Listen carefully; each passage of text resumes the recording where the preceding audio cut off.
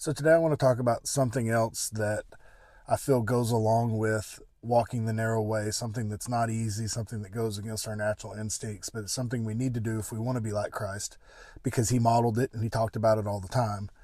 And that's being a servant. Being a servant is not easy. It goes against our natural instincts. We want to watch out for ourselves. We want to do what's best for ourselves, but Christ calls us to a higher calling, and that's being a servant and serving others and loving others. So whether you're at work, at school, at church, at home, you're in some sort of leadership role, and God calls you to be a leader by being a servant. In fact, Jesus modeled this, in a lot of his sermons, he talked about it, but he modeled it in the upper room. In John 13, it says Jesus, knowing he had all power and authority given to him, he did something that was unexpected. He didn't, set up his throne. Instead, he got up from the table, took off his outer clothing, he wrapped a towel around his waist, poured water into a basin, and he washed his disciples' feet.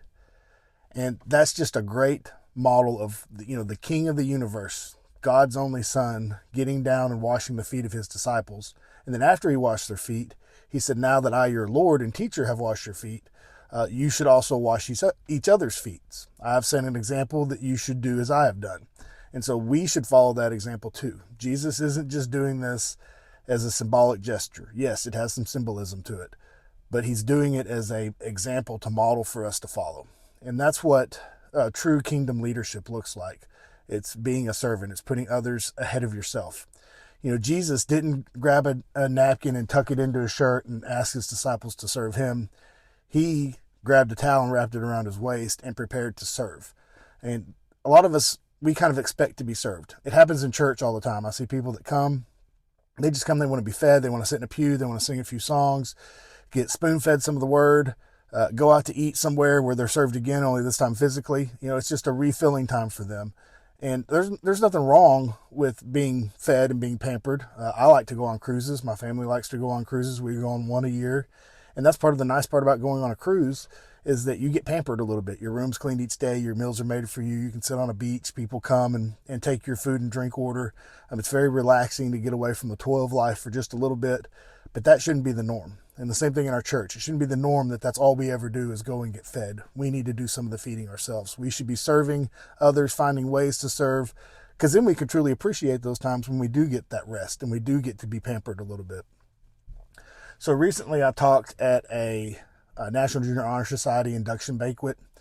And the National Junior Honor Society and the National Honor Society, they have 4 pillars. It's scholarship, character, leadership, and service. And I had to give a speech about all 4 pillars. And I just couldn't help but coming back and reflecting each of those to the one pillar of service. You talk about scholarship, learning. Like the whole purpose of learning should be that we can help others, that we can use that knowledge to make the world a better place, to serve.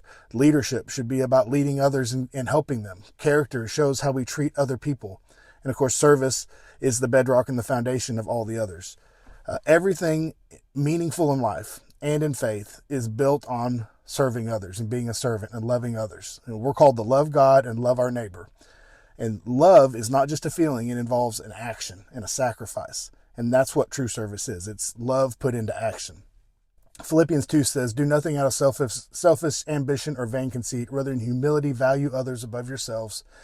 In relationships with one another, have the mindset as Jesus Christ, who being in very nature God, did not consider equality with God something to be used to his own advantage.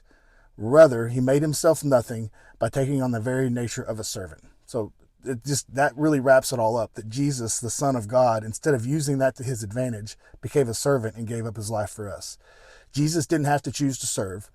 He did it because he loves us, and he calls us to do the same. If you go back to some of Jesus' teaching, Jesus taught to always go beyond what's expected, to go the extra mile. We have that term, to go the extra mile. That comes from Jesus' teaching. It says, if anyone wants to sue you and take your shirt, hand over your coat as well.